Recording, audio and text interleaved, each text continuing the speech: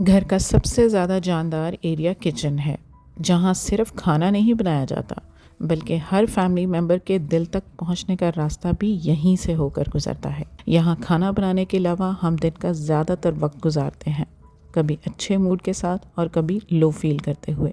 In fact हर हाल में, है ना? सारे दिन की प्लानिंग भी दिमाग यहीं काम करते करते कर रहा होता है। मील प्लानिंग एंड प्रेपरेशन के साथ साथ क्लीनिंग, ऑर्गेनाइजेशन, सब कुछ अगर हम साथ साथ बैलेंस के साथ लेकर चलें तो कम टाइम में ज़्यादा से ज़्यादा काम निपटा सकते हैं, specially during Ramzan. So in today's video मैं अपने तीसरे रोज़े के दौरान किचन में की जाने वाली सारे दिन की एक्टिविटी शेयर करूंगी, जिसमें मील प्रेपरेशन के साथ साथ किचन के time and energy saving tips भी आपके लिए काफ़ी हेल्पफुल होंगे। सो मस्ट वॉच फुल वीडियो।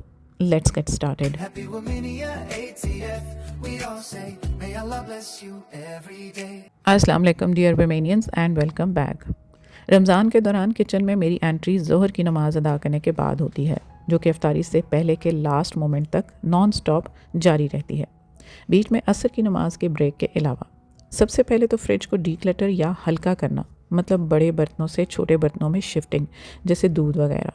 अफ्तारी में कंज्यूम होने वाली फ्रोज़न आइटम्स को निकाल कर डीफ्रॉस्ट करने के लिए रखना पहला स्टेप है। उसके बाद मुझे ये देखना होता है कि आज का टाइम कंज्यूमिंग टास्क कौन सा है। जैसे आज मलाई से घी निकालना था, तो ऐसा काम मैं पहले हाथ स्टार्ट करती हूँ ताकि वक्त पर शुरू करके इन टाइम ख़त्म कर सकूँ और इस दौरान बाकी के काम निपटा लूँ। मलाई को मैंने 2 से 3 दिन पहले निकाल कर फ्रिज से बाहर रख दिया था ताकि फर्मेंटेशन कंप्लीट हो जाए, क्योंकि मैं इसको जाग नहीं लगाती, बस पकाने से थोड़ी देर पहले घोटने से अच्छी तरह इसको घोट लेती हूँ। चर्निंग अच्छे से कंप्लीट हो जाती है और मक्खन खुद ब खुद अलग हो जाता है। मलाई को पकने के लिए रखकर पानी में भिगोकर रखने वाली आइटम्स जैसे भल्ले, जो मैंने रमज़ान से एक दिन पहले एक साथ ही बनाकर रख लिए थे, आज जितनी ज़रूरत थी उसके मुताबिक निकाल कर भिगोने के लिए रख दिए। जब तक ये सोख होंगे मैं आए हुए गोश्त को साफ़ करके उसके पैकेट बनाकर रख लूँगी, क्योंकि ये काम भी टाइम कंज्यूमिंग होता है, इसलिए स्टार्ट के कामों में ही इसको करना बेहतर होगा। गोश्त की टाइप के अकॉर्डिंग मैं इनके पैकेट बनाऊंगी। जैसे खाने में इस्तेमाल होने वाले मछली या रान के गोश्त के पैकेट अलग, यखनी के लिए इस्तेमाल होने वाले गर्दन के गोश्त के पैकेट अलग, और कीमा भी मैं छलनी में डालकर एक दफ़ा साफ़ पानी से पास कर देती हूँ ताकि साफ़ हो जाए। यहाँ मैं कीमे के पैकेट नहीं बनाऊंगी, क्योंकि इसको मैं नेक्स्ट डेज़ की मील प्रेपरेशन करते हुए सहरी के लिए कीमे के पराठे या अफ्तारी के बाद खाने में कीमे की टिक्कियाँ बनाने के लिए इसको मैरिनेट करके रखूँगी। क्योंकि एक दफ़ा कीमा मिक्स करके स्टफिंग रेडी की हो ना, तो पकाने में एक तो टाइम कम लगता है, दूसरा अगर कुछ और पकाने की समझ ना आ रही हो तो कीमा निकाल कर टिक्कियाँ बनाई जा सकती हैं, और सहरी में पराठे की वैरायटी भी बन जाती है, क्योंकि घर वाले डेली कुछ ना कुछ नया चाह रहे होते हैं।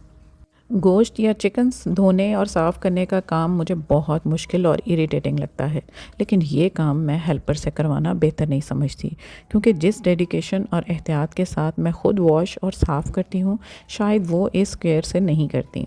और मुझे गोश्त की किस्म के हिसाब से उसके पैकेट बनाने होते हैं, इसलिए ये काम मैं ख़ुद करना प्रेफर करती हूँ। आज सारे जिपलॉक बैग्स बाकी की मील प्रेपरेशन में इस्तेमाल हो चुके थे, ग्रोसरी ड्यू हुई भी थी, इसलिए गोश्त को मैंने अवेलेबल पॉली बैग्स में डालकर फ्रीज़ कर लिया।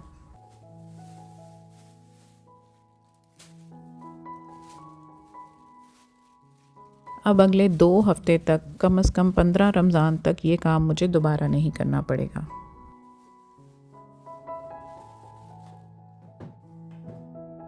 आज के खाने के लिए गोश्त मैंने अलग से निकाल कर रख दिया था। मेरे घर में रमज़ान के दौरान खाना बहुत थोड़ा सा बनता है आम दिनों के कंपैरिजन में, इसलिए मैं इतना ही बनाती हूँ जितना सारा एक तो कंज्यूम हो जाए और वेस्ट ना हो।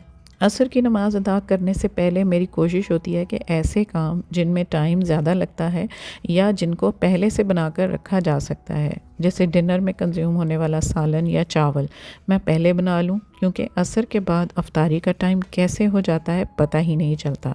इसलिए असर के बाद के टाइम में अफ्तारी में इस्तेमाल होने वाली आइटम्स जैसे फ्रूट चाट, भल्ले या फुल्कियों की तैयारी और आखिरी लम्हे में फ्राइंग करती हूँ।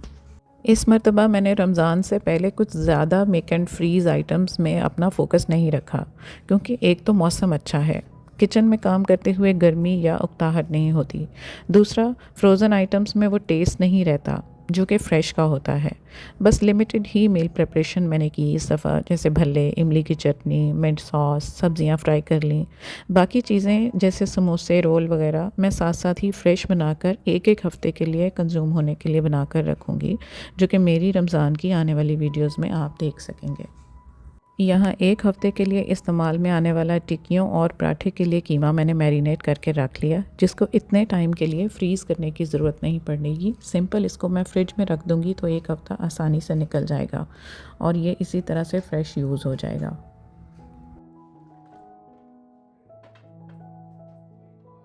साथ साथ ख़त्म हुई हुई चीज़ों की रीफ़िलिंग भी मैं करती रहती हूँ, ताकि पकाने के दौरान इस्तेमाल होने वाली चीज़ें इन टाइम अवेलेबल रह सकें और पता चलता रहे कि कौन सी चीज़ कितनी बाकी है, ताकि इन टाइम मंगवाई जा सके।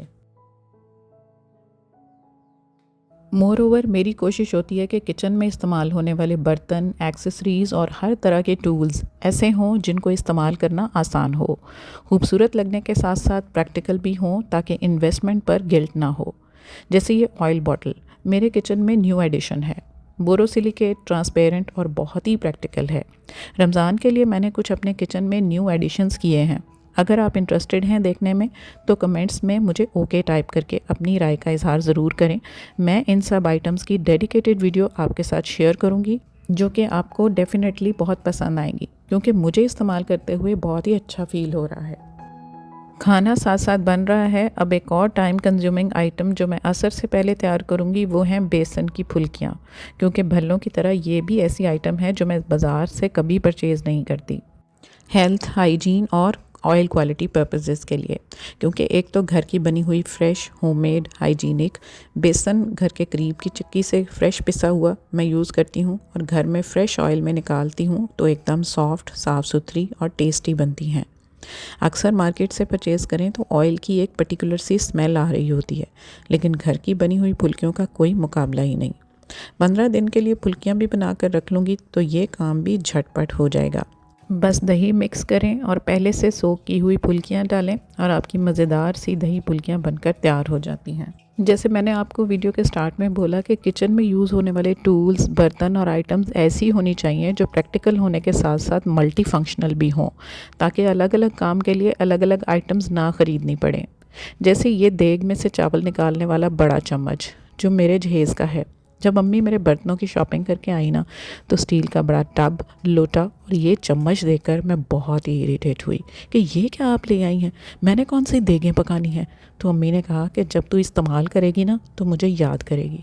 वाकई आज जब इस चम्मच को मैं इसके बड़े सुराखों की वजह से बूंदी निकालने के लिए इस्तेमाल करती हूँ ना, तो इसकी मल्टी फंक्शनैलिटी के अलावा अपनी अम्मी की कही हुई बात को वाकई बहुत याद करती हूँ और उस लम्हे अम्मी को ना भूलते हुए, स्पेशली जब ये चम्मच यूज़ करती हूँ ना, तो उनकी याद और भी ताज़ा हो जाती है। हमारे बड़ों की हमारे लिए सोच, सिलेक्शन और अमल कभी गलत हो ही नहीं सकता। काश कि वो आज भी होती तो मेरी ज़िंदगी के बाकी मामलात में भी मेरी रहनुमाई करती। आप में से कौन कौन अपने जहेज़ की ऐसी आइटम्स पर इरिटेट हुआ था, मुझे कमेंट्स में ज़रूर बताना। वैसे तो अल्हम्दुलिल्लाह आजकल जहेज़ में इतनी डिटेल्ड आइटम्स लेने देने का रिवाज आहिस्ता आहिस्ता ख़त्म होता जा रहा है और मैं तो कहती हूँ कि जहेज़ लेना और देना शादी में वन डिश अलाउ होने के साथ साथ ये भी बैन हो जाना चाहिए, क्योंकि आजकल बच्चों बच्चियों की तालीम पर इतना खर्च आ जाता है जो कि अच्छे खासे स्टेटस के इंसान के बजट को हिला कर रख देता है। ऊपर से शादियों का धूम धड़क्का और फिर जहेज़, बेटी वालों पर खामखा का जुल्म और दबाव है जो कि ख़त्म हो जाना चाहिए। मैं तो पर्सनली एलानिया और हल्फन अपने दोनों बेटों के लिए जहेज़ की एक सुई तक लाना खुद पर हराम समझूंगी। चलें, यहाँ एक बहुत ही अहम सोशल अवेयरनेस मैसेज के साथ साथ फुल्कियाँ बनकर रेडी हुई और साथ ही मलाई से घी भी बन गया, जो कि वीडियो में साथ साथ आप बनता हुआ देखते रहे हैं। ये घी की थर्ड स्लॉट है। पहली 2 स्लॉट्स मैंने रमज़ान से पहले निकाल ली थी। अब पूरा रमज़ान इसकी ज़्यादा कंजम्पशन होने की वजह से मुझे वरी नहीं करना पड़ेगा, क्योंकि अब मोर देन एनफ है अल्हम्दुलिल्लाह पूरे रमज़ान के लिए। और यहाँ मेरा खाना भी बनकर रेडी हो गया है।